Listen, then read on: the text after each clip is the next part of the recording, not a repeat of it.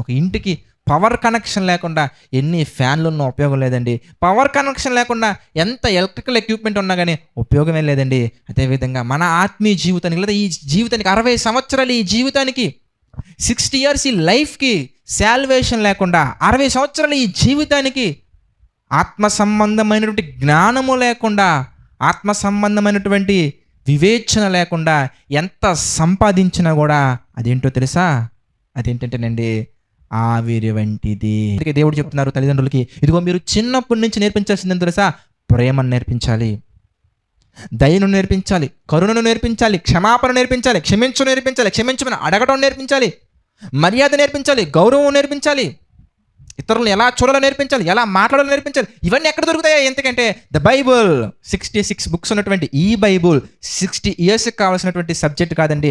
More than that subject అనేది బైబుల్లో మనకు దొరుకుతుందండి.